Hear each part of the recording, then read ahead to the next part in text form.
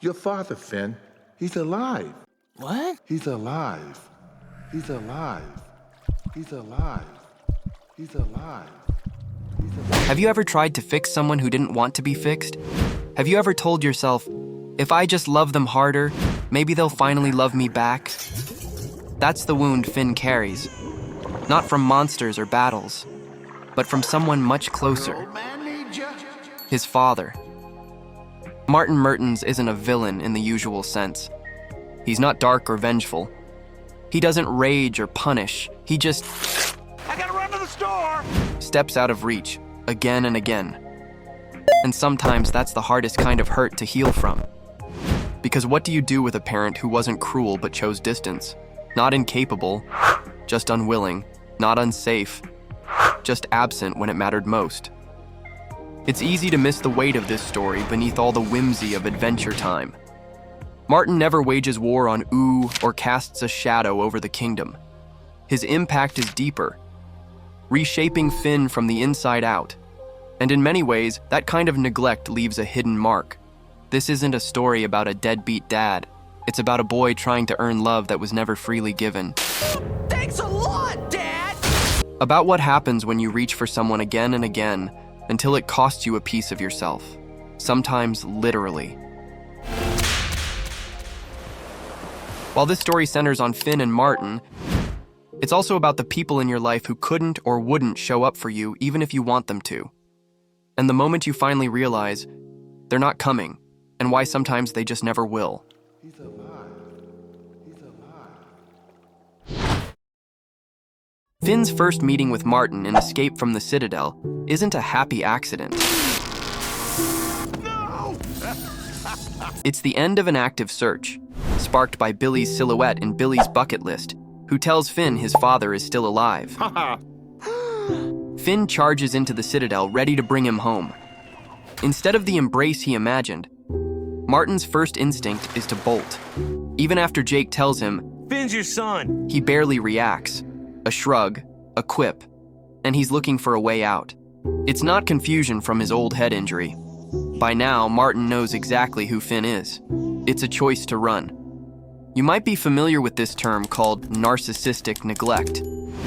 It's avoiding connection when it demands sacrifice, exploiting trust without guilt, and offering just enough charm when it's useful. We see it again in The Visitor, when Martin manipulates Finn into fixing his spaceship, and in On the Lam, where he cares for Martin too only until it's inconvenient. And here's the hardest part. We know Martin wasn't always like this. In Min and Marty, we see him holding baby Finn, risking his life against the Guardian to save him. Martin has always been a morally gray character, but he could be brave. He could care. Martin is the person in your life you expect to show up, but they just don't. And the goodness in them, of who they can be or who they used to be, is the hardest thing to let go of. So it begs the question, can the memory of who someone once was justify holding on to who they've become? And if we do hold on, are we saving them? Or are we just holding on to the version of them we wish was still real? Rich, I gotta go catch my dad! Finn, forget that loser!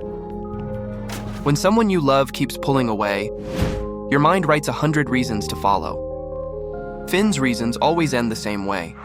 Maybe this time will be different. Like Finn, we continue to hope and try. From Escape from the Citadel onward, the pattern repeats.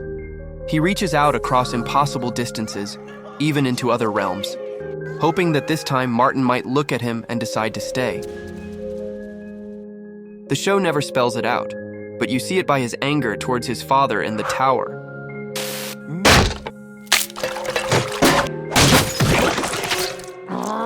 Thanks a lot, Dad! But Martin's not waiting to be saved. That's the cold reality. Martin's sidestepping the weight of being a father is not one explosive betrayal. It's a slow erosion. Every evasion, every half answer chips away at the father Finn imagined. We hear it in his own words. Talking about it stresses me out. Maybe later. There's no closure coming because Martin can't, or won't, give it. He has no satisfactory answer for Finn, probably no possible satisfactory answer. Martin is just a broken person, He doesn't even hate Finn, he's just totally incapable of being a parent.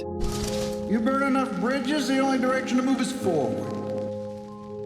This is where something psychologists call trauma bonding can take root. We stay attached to people who hurt us because the pain becomes proof that the bond matters. Our nervous system confuses intensity with intimacy. It's a lie, but at the moment, it feels true. And that belief, that love must be proven through endurance, is the hidden flaw in Finn's armor as a hero. We finally see the cost of abandonment not in Finn's scars, but in the way he carries everyone else's burdens. Now we know why he recklessly throws himself first into danger. Not because he's fearless, but because he's learned to carry responsibilities that were never his to hold. What I want is to help anyone in need, so everyone is happy. Psychologists call it parentification, when a child becomes the caretaker in the absence of an adult. Dad? Martin didn't just leave a gap in Finn's life, he left a vacancy Finn keeps trying to fill, over and over. Even with Jake's family, the absence of both biological parents left him scanning every relationship for someone to protect. With Flame Princess, he tries to manage her emotions instead of simply being there for her. With Princess Bubblegum, his relentless pursuit isn't just about love. It's about proving his worth by being indispensable. At the heart of it is a question he can't shake. If I'm not helping you, will you still want me? Children who grow up emotionally neglected often become adults who believe love must be earned and rest must be justified. For Finn, heroism becomes his armor. It hides the fear that without constant usefulness, he'll disappear from people's lives. And that's why losing his arm hits harder than any other battle scar. It was the purest act of self-sacrifice for the one person he most wanted to keep in his life. And even then, it wasn't enough to make Martin stay, and that's where the cracks begin to spread. When a child realizes their parent is not capable of love, grief follows. Not just for what was done, but for what will never be. Finn loses more than his arm. He loses the version of his father he'd been carrying in his mind. That loss is final. Finn finally sees him as he is. It's tempting to think Martin's indifference is pure selfishness, and most of it is. But there are hints that it may also be avoidance. In The Visitor, he admits, I always planned to come back for you, but I didn't. Look out! He cuts the conversation short, abruptly ending it with a leg lock denying any chance for Finn to respond. Maybe coming back would mean facing the guilt he's buried since Min and Marty, when he risked his life for his infant son. That kind of memory is easier to bury than to live with. And here's where father and son aren't so different.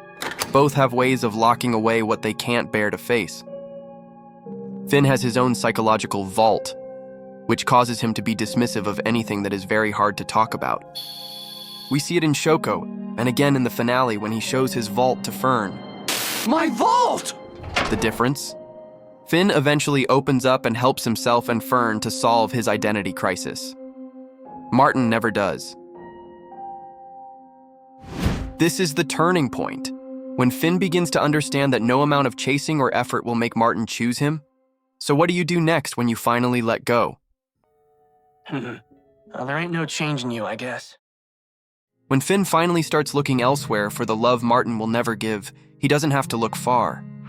He starts noticing the care already around him, not in one perfect figure, but in steady, consistent moments from people who choose to stay. Jake becomes the clearest example, not because he's flawless, but because he shows up every time. Whether it's making birthday pancakes, listening without judgment, or simply standing beside him. In the tower, Finn's grief and anger drive him to build a structure into the stars, desperate to reach his absent father. Jake doesn't tear it down. He doesn't tell Finn to stop. Finn's feeling this one out solo style. And when it all comes crashing down, Jake is the one keeping his bro safe. Finn had Joshua and Margaret, but Jake's role is different. A guardian, a brother, a chosen family. Love here isn't about authority or blood. It's about being there when it's inconvenient, about not withdrawing when mistakes happen. Through moments like these, Finn begins reparenting himself emotionally, giving himself what he never got from Martin.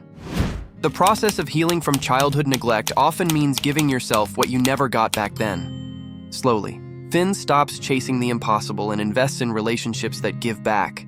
Jake, BMO, Huntress Wizard, Minerva. And in doing so, he learns that family isn't a title, it's an action, a choice, a pattern of showing up. That understanding becomes the foundation for what comes next, breaking the cycle entirely. Finn couldn't save his dad for the same reason none of us can fix someone who's unwilling. Because change is a choice the other person has to make. Martin never makes it. Finn had every reason to become his father. He grew up with abandonment, betrayal, and a model of love that treated connection as optional. But instead of inheriting Martin's patterns, he chose to break them. Where Martin runs, Finn stays. Where Martin deflects, Finn reflects. Where Martin treats love like a transaction, Finn treats it like a commitment.